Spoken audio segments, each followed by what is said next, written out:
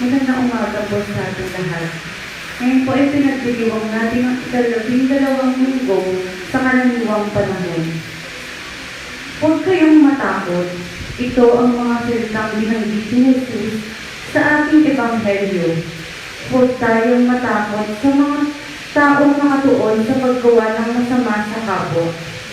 Si Jesus ang ilaw na papawid sa kadiliman ng ating mga kasalanan. Manalig tayo sa kanyang pag-ibig kahit pa tayo kinukutya at minamaliit ng mga galit at bulaan. Kumapit lamang tayo kay Jesus at maging totoo sa ating mabuting hangarin.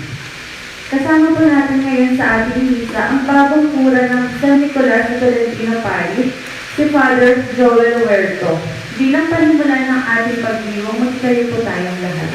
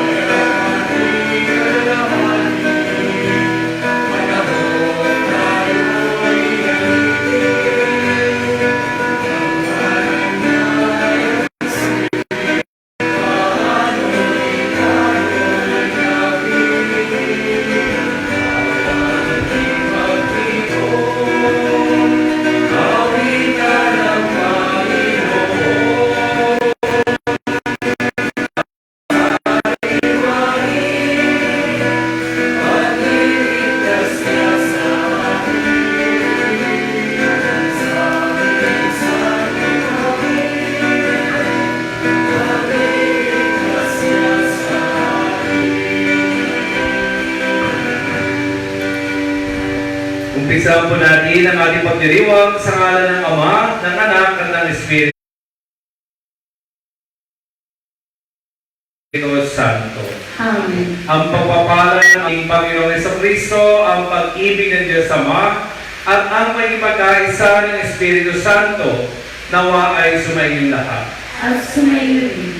Mga kapatid, tayo po ngayon ay nasa ika-12 linggo. At ngayon din, third Sunday of the month of June ay Father's Day. Kaya isinasama natin sa ating mga panalangin ng ating mga tatay na nawa sila ay patuloy na ingatan at patnubayan ng ating Panginoon. Yan, nasabi ko na yung Father's Day. Kaya na po kasi nag-isa ako sa San Nicolas, nakalimutan kong bumati ng Happy Father's Day. Kaya inuna ko na, kasama ko pa naman yung tatay doon. No? Nabalik naman nakita tayo sa Facebook. Kaya Happy Father's Day po sa lahat ng mga tatay. No? At kasama po kayo ngayon sa aming mga dasal at sa aming mga panalangin.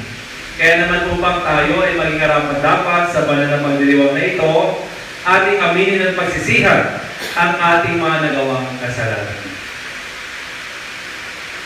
Sinubong tagapagpagaling sa mga nagsisisi, Panginoon, kaawaan ng kami. Dumating na tagapag-anyayang mga makasalanan ay magsisi, Kristo, kaawaan mo kami. Kristo, kaawaan mo kami. Nakaluklok ka sa kanan ng Diyos Ama para ipamagitan kami. Panginoon, kaawaan mo kami.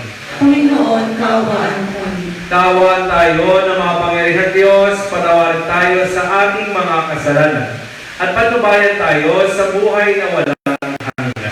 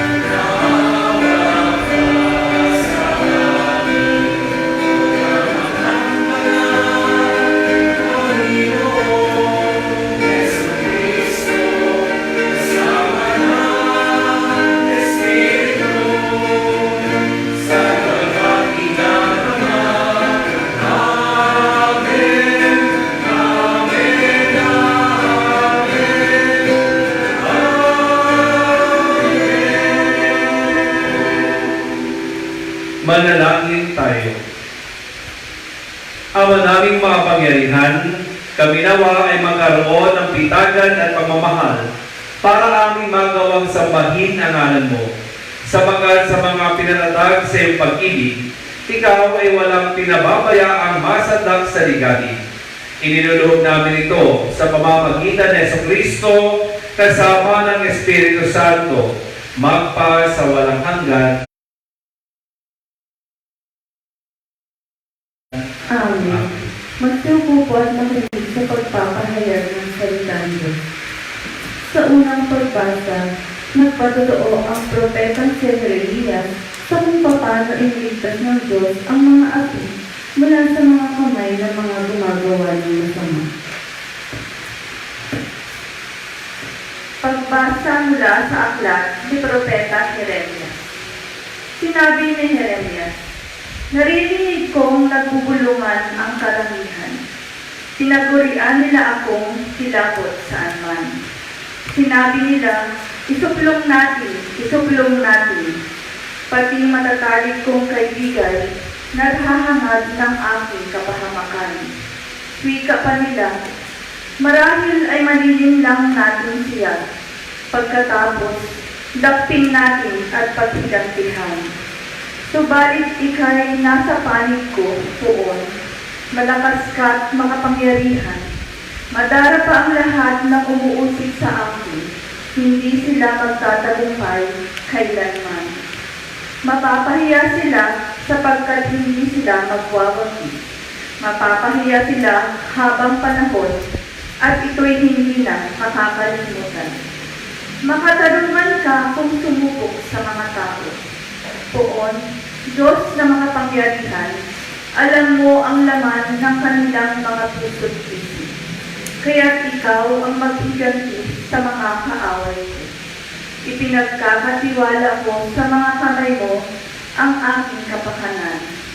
Awitan ninyo ang poon, inyong purihin ang poon, sapagkat inililigtas niya ang mga api mula sa kamay ng mga gumagawa ng masama." Ang salita ng Diyos. Salamat sa Diyos. Panginoon, iyong dinggin, akong iyong dinigin. Panginoon, iyong dinggin, akong iyong dinigin. Dahilan sa iyo, ako'y inaglahi, napahiyang lubos sa pagkaon siya mo. Sa mga kapatid, parang ako'y iba, kasambahay ko na di ako kilala. Ang pagmamahal ko sa banal mong templo, matinding-matindi sa kalooban ko, sa aking bumagsak, paghamak sa iyo. Panginoon, iyong ibig, akong iyong hinihingin. At sa ganang akin, ako'y dadalangin sa iyo, O Poon. Sana'y iyong dinggin sa mga panahon na iyong ibigin. Dahil sa dakilang pag-ibig sa akin, ang iyong pangakong pagtubos ay sundin, Poon. Sa buti mo't pag-ibig sa akin, sa aking pagtawag, ako sana'y dinggin. Sa pagkahabag mo, ako ay ingnatin. Panginoon, iyong ibig, akong iyong hinihingin. Kung makita ito niyong mga dukha, sila ay sasamba sa laki ng tuwa. Dinirinig ng Diyos ang may kailangan, lingkod na bilanggoy, di nalilimutan. Ang Diyos ay purihin ng langit at lupa, maging karagatan naroong nilikha. Panginoon, iyong ibig, akong iyong hinihingin. Sa ikalawang pagbasa, ang kagandahang loob ng Diyos ay higit na dihamang kaysa sa pagsuway ni Adan. Sa pamamagitan ng pagsunod ni Jesucristo, ang makabagong Adan, tayo'y pinagindapat sa harap ng Diyos. Pagbasa mula sa sulat ni Apostol San Pablo sa mga taga-Roma. Mga kapatid, ang kasalanan ay pumasok sa sanlibutan sa pamamagitan ng isang tao at ang kamatayan sa pamamagitan ng kasalanan niya. Dahil dito, lumaganap ang kamatayan sa lahat ng tao sapagkat ang lahat ay nagkasala. Nasa sanlibutan na ang kasalanan bago pa ibinigay ang kautusan. Ngunit walang pinananagot sa kasalanan kung walang kautusan. Gayunman, naghari ang kamatayan mula kay Adan hanggang kay Moises, kahit sa mga tao na ang pagkakasala ay di tulad ng pagsuway ni Adan. Si Adan ay alino ng isang darating, ngunit magkaiba ang dalawang ito, sapagkat ang karandahang loob ng Diyos ay higit na dihamak kaysa pagsuway ni Adan. Totoo ngang nagdala ng kamatayan sa marami ang pagsuway ni Adan, ngunit malaki ang kahigtan ng kagandahang loob ng Diyos at ng kaloob na dumating sa napakarami sa pamamagitan ng isang tao, si Jesucristo. Ang salita ng Diyos. Salamat sa Diyos. Magsitayo po.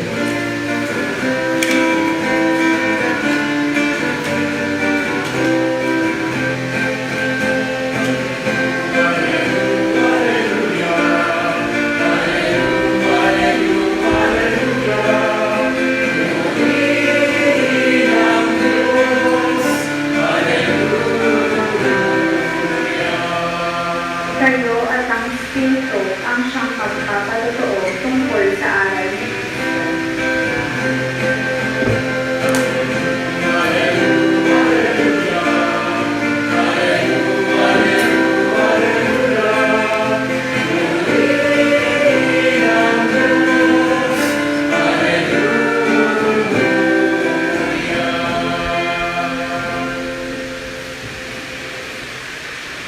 Sumainyo ang Panginoon. At sumayin, Ang mabuting balita ng Panginoon ayon kay San Mateo. papuri sa iyo, Panginoon. Noong panahon iyon, sinabi ni Jesus sa kanyang mga apostol, "Huwag kayong matakot sa mga tao. Walang natatago na di malalantad o nalilihim na di mabubunyag. Ang sinasabi ko sa inyo sa dilim, ulitin ninyo sa liwanag, at ang ibinulong sa inyo ay inyong ipagsigawan. Huwag ninyong katakutan ang pumapatay ng katawan, ngunit hindi nakapapatay ng kaluluwa. Sa halip, ang katakutan ninyo ay ang nakapapatay ng kaluluwa at katawan sa impyerno. Hindi ba ipinagbibili ang maya ng dalawa isang pera. Gayunman, kahit isa sa kanila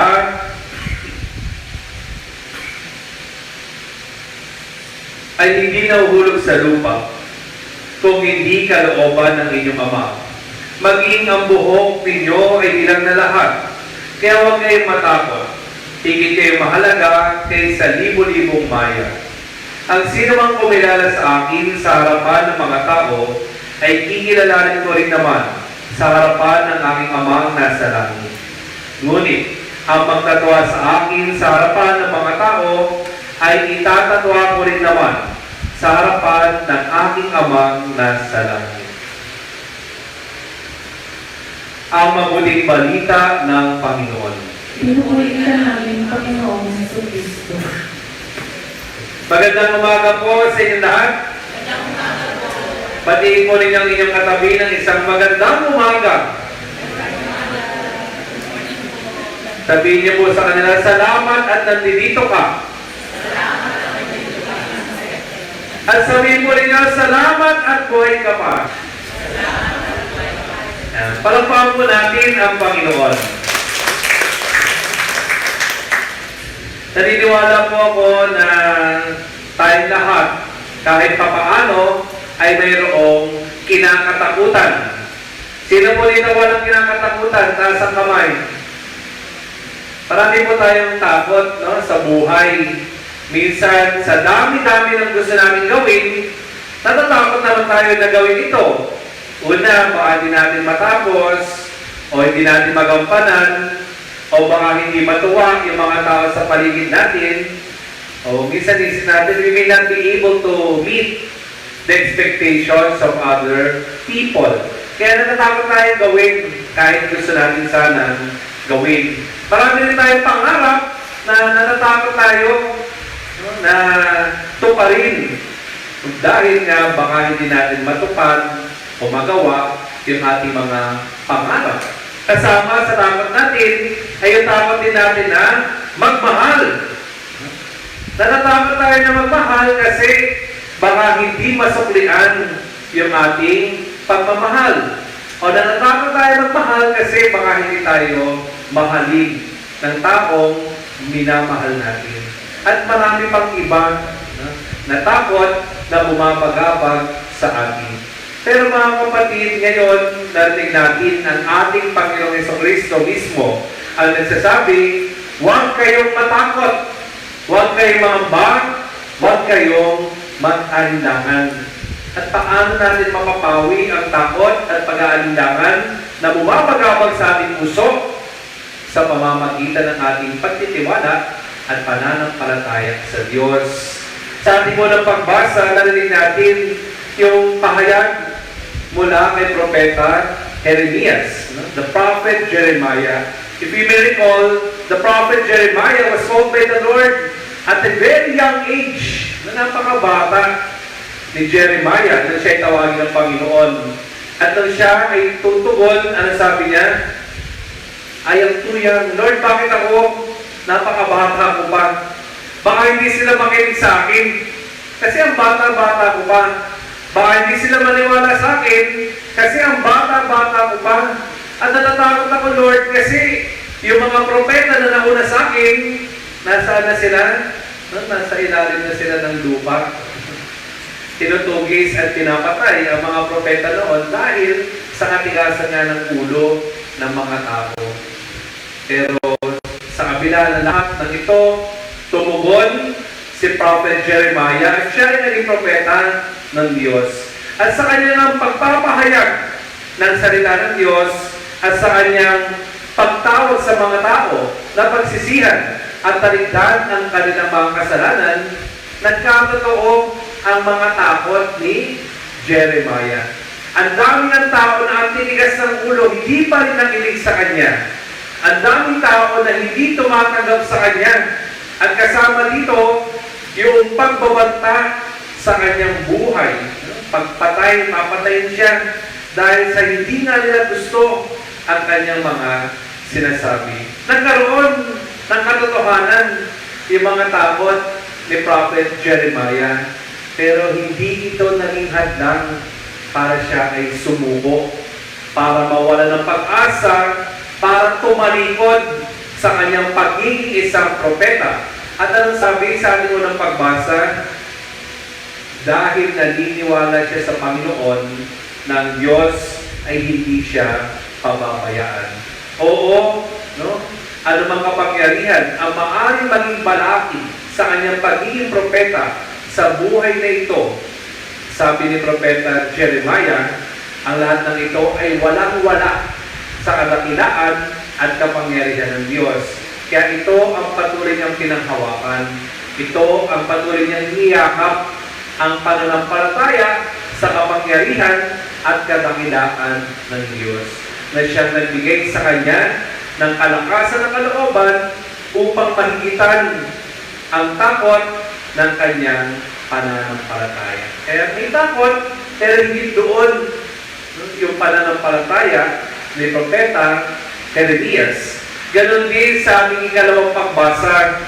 Sabi ni San Pablo, wala nang kapangyarihan ang mga hihigit pa sa kapangyarihan na tinataglay ng Panginoon. Na oo, bagamat ang sangkatauhan ay nahulog sa kasalanan sa pamamagitan ni Adan. Diba? Nire-relate natin, we relate our tendency towards sin doon sa kasalanan ng ating unang mga magulang na sina Eva at Adan.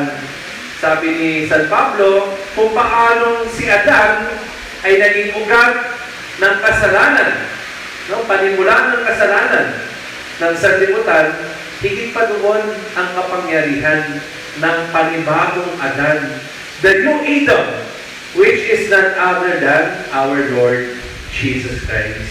Kaya walang makapipigil, walang makahahadlang sa kaligtasan ng kapangyarihan na tinataglay ng ating Panginoong Jesus. And that's where we should put our faith.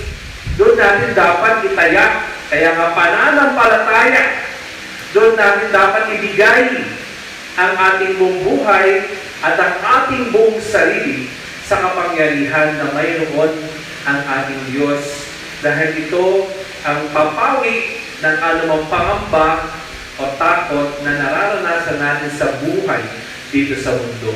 At dito natin mauunawaan ang sinasabi ng ating Panginoong Jesus sa ating Ebanghelyo, na matakot tayo hindi sa nakapapatay ng ating katawan, bagkus matakot tayo sa kayang pumatay ng katawan at ng kaluluwa doon sa impyerno. At ano ang makagagawa nito? Kamatayan sa katawan at kamatayan sa kaluluwa, walang iba kundi ang tukso ng kasamaan at tukso ng kasalanan. Kaya sabi ni Jesus, huwag kayong matakot na ipahayag ang katotohanan. Huwag kayong matakot na ipahayag ang iyong pananampalataya sa Diyos, na oo, maaaring humarap kayo ng pagsubok, pagtugis, hindi pagtanggap sa mga patuloy na gumagawa ng masama. Ang kapangyarihan ng Diyos na nangingibabaw sa inyo ang magbibigay sa inyo ng tunay at ganap na kaligtasan sa buhay.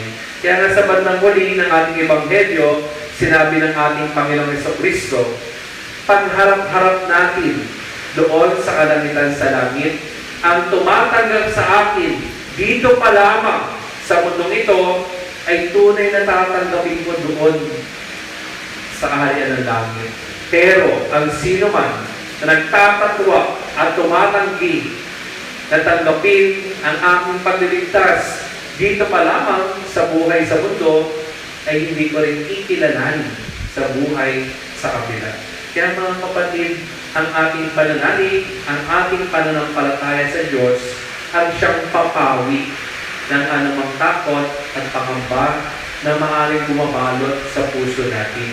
Alisin natin ang takot at palitan natin ang pananampalataya, ang nilalaman ng ating mga puso. Lalo-lalo na po ngayon, panahon ng COVID-19, panahon ng krisis na kinakaharap natin.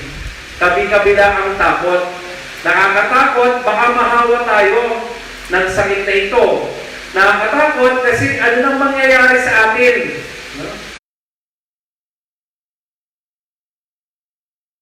Yung mga estudyante, hindi alam kung paano paraan nila may magpapatuloy ang kanilang pag-aaral. Yung iba sa mga kapatid natin ang katrabaho, yung takot nila na mawalan ng trabaho, yung iba nawalan na talagang ng ikabubuhay. At marami pang takot ang patuloy na kinakaharap natin at bumabagabag sa atin. Kaya nawawalan tayo doon sa tawag natin ng paningin, focus sa kung ano ang dapat nating panghawakan. Pero sa kabila ng lahat ng ito, mga kapatid, ang ating pananampalataya ang magbibigay sa atin ng kapanatagan ng Diyos ay mabuti, ng Diyos ay mapagmahal, ng Diyos ay hindi tayo pababayaan. Kaya na napakaganda rin na sa araw na ito ay pinagdiriwang natin ang Father's Day. Napakaganda niyan. Nung Friday, ano mong meron ng Friday? Solemnity of the Sacred Heart of Jesus. Pagmamahal ng puso ng ating Panginoong Jesucristo. Kahapon, ano meron kahapon? Celebration of the Immaculate Heart of Mary. Ang kalinis-linisang puso ng ating mahal na inang si Maria. Ang pagmamahal ni Maria ay dulot ng matatag na pananampalataya sa Diyos sa kabila ng anumang hamon at pagsubok na kinaharap niya sa buhay. At ngayon, linggo, puso na naman ang ating pinagnindilayan. Ang puso ng ating mga tatay. Batid natin na ang ating mga tatay ay nagsisikap na may bigay sa atin yung ating mga pangangailangan. Kaya sa iba't iba at maraming pamamaraan ay ipinagpapasalamat natin ang pagtataguyo sa atin ng ating mga tatay. Dahil sila muli ang konkretong pagpapahayag ng dakilang pagmamahal ng Diyos sa atin sa buhay natin dito sa mundo. Kaya pinagpapasalamat natin ang presensya sa buhay natin ng ating mga tatay. Sabi nga, wala tayo dito sa mundo kung hindi na rin sa ating mga tatay. Kaya pinagpapasalamat natin ito. Kaya mga kapatid, patuloy natin itaas sa Panginoon ang ating mga panalangin kasama ng ating mga pasasalamat at yung ating mga hinihiling na mga biyaya. At nang sa gayon ay patuloy ng lumalim, maging matibay at matatag ang ating pananampalataya sa Diyos. Na oo, hindi man nawawala ang pagsubok, hindi man nawawala ang problema, hindi man nawawala ang hamon na kinakaharap natin sa buhay. Sa puntong ito, batid natin na sa kabutihan ng Diyos, ang lahat ng ito ay mapapagtagumpayan natin. Sa tamang panahon, sa takdang panahon na kaloob ng Panginoon. Patuloy na magtiwala, patuloy na manampalataya sa kabutihan at pagmamahal ng Diyos sa atin. Magsitayo pong lahat at ipahayag natin ang ating pananampalataya. Sumasampalataya ako sa Diyos sa mga makapangyarihan sa lahat, may gawa ng langit at lupa. Sumasampalataya ako kay Jesucristo, isang anak ng Diyos, Panginoon natin lahat. Nagkatawang tao siya lalang ng Espiritu Santo. Ipinanganak ni Santa Maria Virgen. Pinagpakasakot ni Poncio Pilato. Ipinako sa krus na matay ang libing. Nanaog sa kinaroroonan ng mga yumao. Ang ikatlong araw na buhay na maguli. Umakyat sa langit. Naluklok sa kanan ng Diyos ang mga makapangyarihan sa lahat. Doon nagmulang palilito at huhukom sa mabubuhay at mamatay na tao. Sumasampalataya naman ako sa Diyos Espiritu Santo, sa banal na simbahang Katolika, sa kasamahan ng mga banal, sa patawaran ng mga kasalanan, sa pagkabuhay ng muli ng namatay na tao, at sa buhay na walang hanggan. Amen. Ilapit natin ang ating mga alalahanin sa Diyos Ama na labis na nagmamahal sa mundo, kaya't ibinigay niya ang kanyang bugtong na anak. Taglay ang pagtitiwala ating ipanalangin. Ama, panatilihin mo kami sa iyong pag-ibig. Ama, panatilihin mo kami sa iyong pag-ibig. para sa Santo Papa, mga obispo, pari, relihiyoso at relihiyosa, maging buhay na tanda nawa sila ng pag-ibig at habag ng Diyos sa panahon ng kadiliman at kawalan ng pag-asa. Manalangin tayo. Para sa mga namumuno sa pamahalaan, maging tagapagtaguyod nawa sila ng hustisya sa pamamagitan ng pagtuliksa sa kabulaanan upang manaig ang katotohanan. Manalangin tayo. Para sa lahat ng mga binyagang Kristiyano, huwag nawa natin isara ang ating puso at pagsikapan natin makibahagi sa misyon ni Kristo na ipalaganap ang katotohanan. Manalangin tayo. Para sa mga may sakit at nagdurusa, mabatid nawa nilang mahal sila ng Diyos sa pamamagitan ng pagkalinga ng kanilang pamilya at sa mga kaibigan. Manalangin tayo. Ama, panatilihin mo kami sa iyong pag-ibig. Para sa mga yumao, lalong-lalo na ang kaluluwa na Raul Rowell, Will Rogers, Rogie Edward, Maria Estela Arbladora, Valentina Roa, Sonia Baquiler, Glory Ann Celda, Encarnacion Esperanbergo, Rosita Casas, Robert Edwards, Anita Sabado Magtoto, Abraham Season, Valentin and Consuelo Season, Filipina Season, Felicibel Santenco, Fortunato de Perio. Manalangin tayo. Ama, panatilihin mo kami sa iyong pag-ibig. Isama din po natin sa ating panalangin ang pasasalamat at espesyal na intensyon ni na Benjamin at Ruby Wamil. Manalangin tayo. Ama, panatilihin mo kami sa iyong pag-ibig. Sa tahimikan ng ating mga puso, idalangin natin sa Panginoon ang ating iba pang mga panalangin.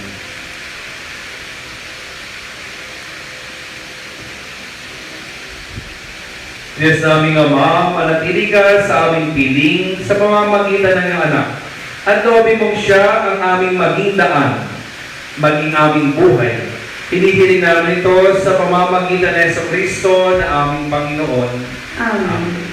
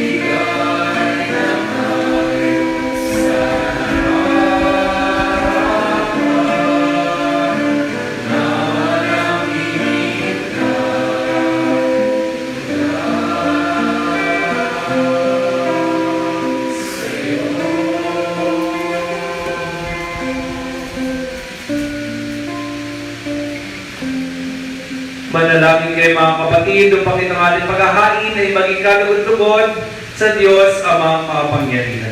Ang ginawa ng Panginoon, itong paghahain sa iyong mga kamay, sa kapulinan niya at karangalan sa ating kapanginabangan at sa buong sambayanan niya banal. Ama namin na mikha, tanggapin mo ang aming paghahain ng pagpupuri sa iyong kabutihan sa amin. Sa dulot nawa nitong kadalisayan, kami nawa ay makapag-alay ng iyong kinalulugdan sa pamamagitan ni Jesucristo kasama ng Espiritu Santo magpa sa walang hanggan. Amen. Sumainyo ang Panginoon, At sumayo, itaas sa Diyos ang inyong puso at diwa. itinaas na namin sa Panginoon. Pasalamatan natin ang Panginoong ating Diyos. Marapat na siya ay pasalamatan. Ama naming makapangyarihan, tunay ang marapat na ikaw ay aming masalamatan. Sa iyong kagandahan loob, kami ay iyong ibinukod upang iyong maitampok sa kadakilaan mong lubos. Kahit na ikaw ay aming tinaligdan, dahil sa aming pagkasalawahan, gumawa ka pa rin na magandang paraan na may mamuna sa amin para ikaw ay balikan. Kaya't ang iyong minamahal na anak ay naging isa sa mga taong hamak upang may kapwa kami mapagligtas sa aming pagkapahamak at pagkaligaw ng landas. Kaya kaisa ng mga anghel na nagsisiawit ng papuri sa iyo nang walang humpay sa kalangitan, kami nagbubunyi sa iyong kadakilaan.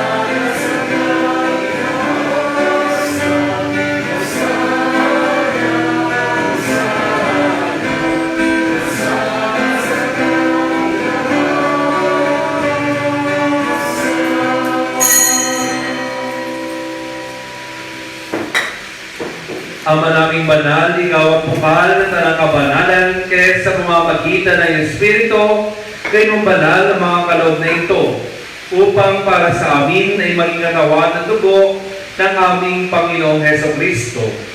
Bago niya pinagtiis sa pusang loob na maging handog, hinawakan niya ang tinapay, pinasalamatan kanya, pinaghati-hati niya iyon, iniabot sa kanyang mga alagad at sinabi, tanggapin niya lahat ito at kanin. Ito ang aking katawan na iahandog para sa inyo.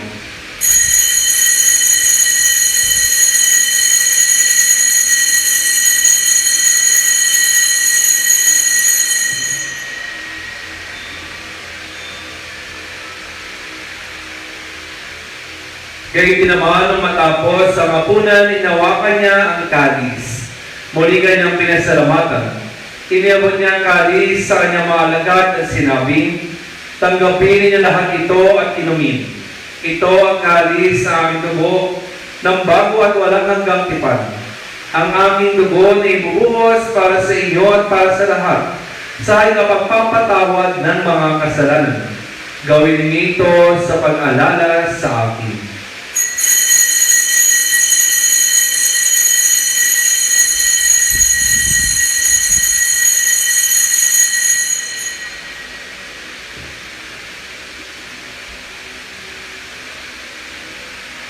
Ipagbunyi po natin ang misteryo ng pananampalataya.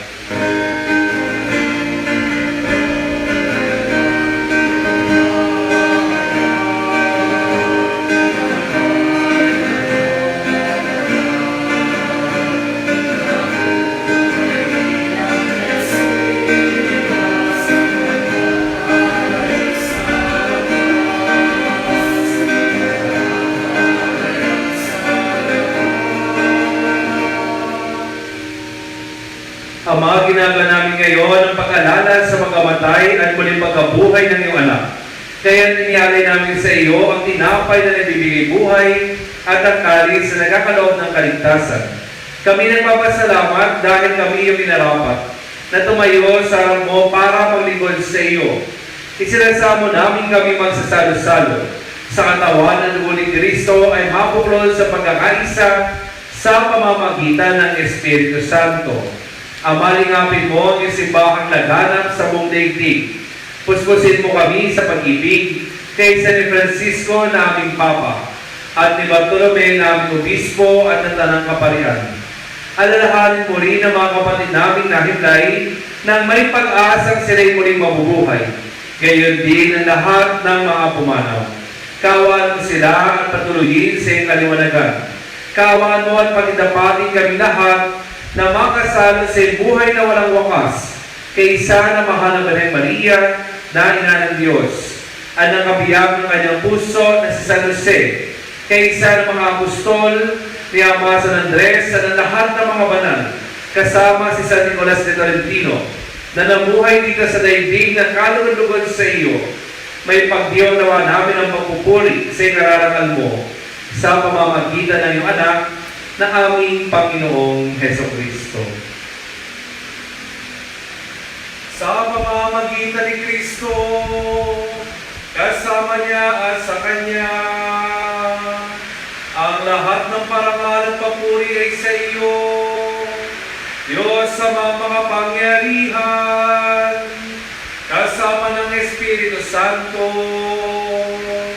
magpasawalang hanggan.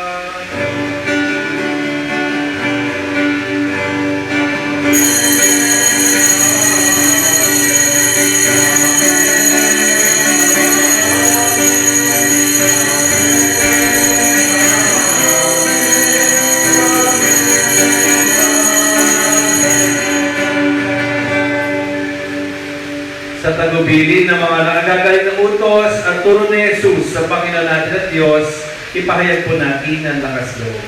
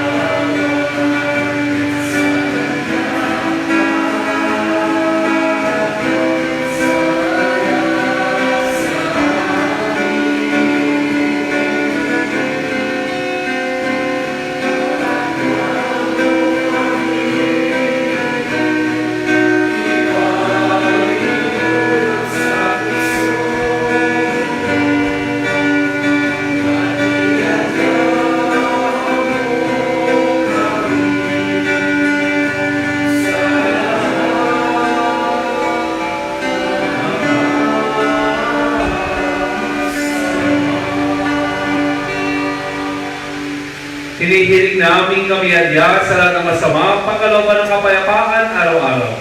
Iligtas sa kasalanan at ilayo sa lahat ng kapahamakan.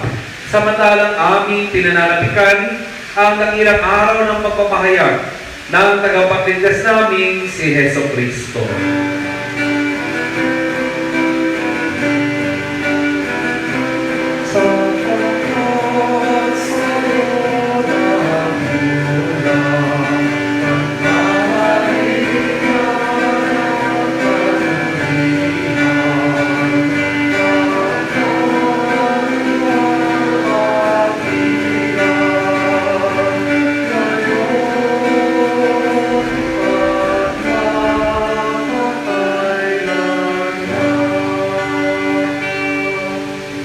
Panginoong Jesucristo, sinabi mo sa iyong mga apostol, kapayapaan ang iniiwan ko sa inyo, ang aming kapayapaan ang ibinibigay ko sa inyo. Tunghayan mo ang aming pananampalataya at huwag ang aming mga pagkakasala.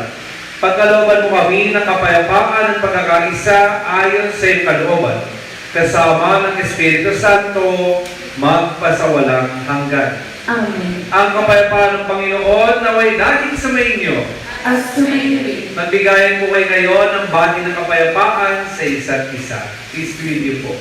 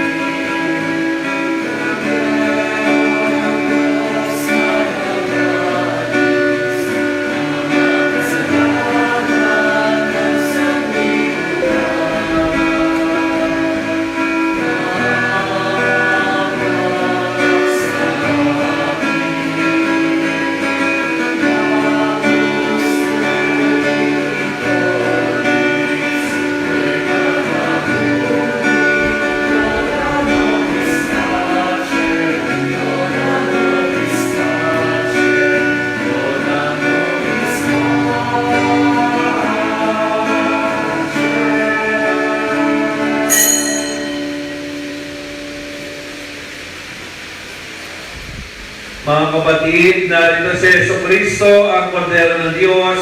Siya nag-aalis sa mga kasalanan ng sanlibutan. Mapapalad tayo na niyayahang tumanggap sa kanyang banal na piging. Panginoon, hindi ako karapat dapat na magpatuloy sa iyo, ngunit sa isang salita mo lamang ay gagaling na ako.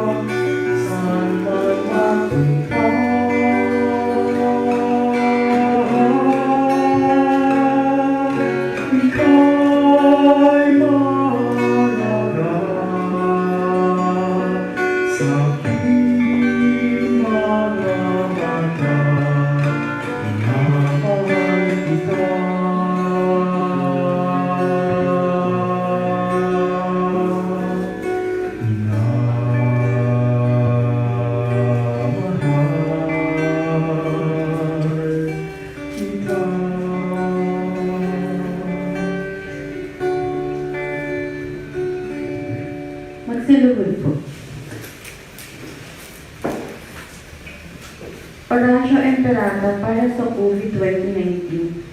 Makapangyarihan at mapagmahal na Ama, nagsusumamo kami sa iyo upang hilingin ang iyong patnubay laban sa COVID-19 na nagpapahirap sa marami at kumitil na ng mga buhay. Gabayan mo ang mga dalubhasang na atasan na tumuklas ng mga lunas at paraan upang ihinto ang paglaganap nito. Patnubayan mo ang mga lumilingap sa may sakit upang ang kanilang pagkalinga ay malapitan ng husay at malasakit.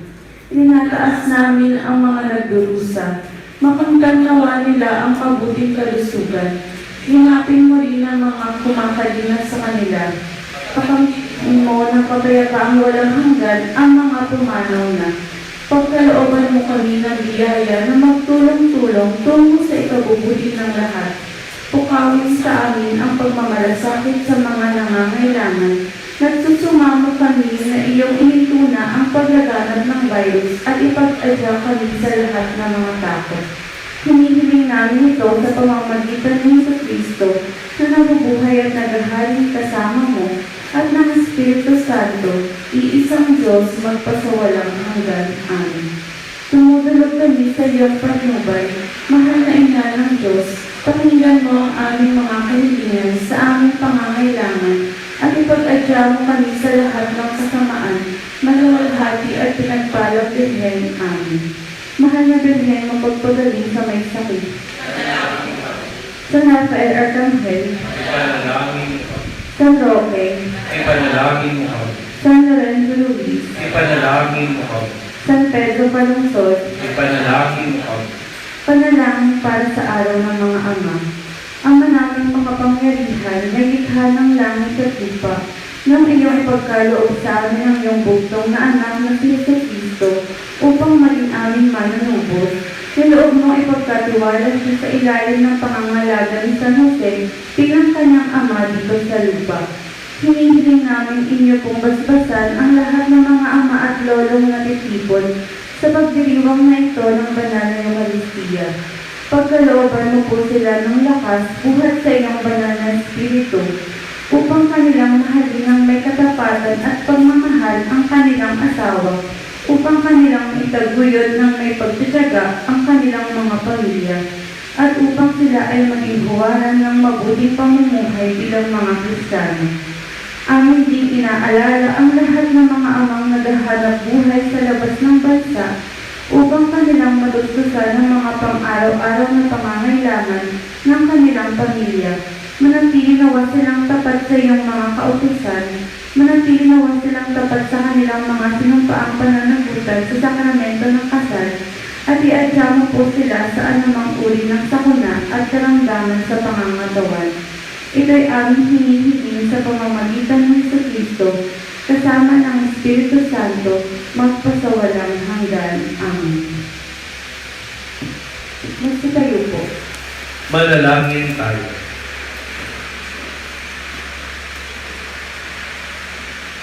Ama naming mapagmahal, kaming nanginabang sa katawan at dugo ng iyong anak ay sumasamo sa iyong habag upang ang aming taimtim na ginanap ay maging pagtanggap namin sa tiyak mong pagliligtas sa pamamagitan ng Kristo kasama ng Espiritu Santo magpasawalang hanggan.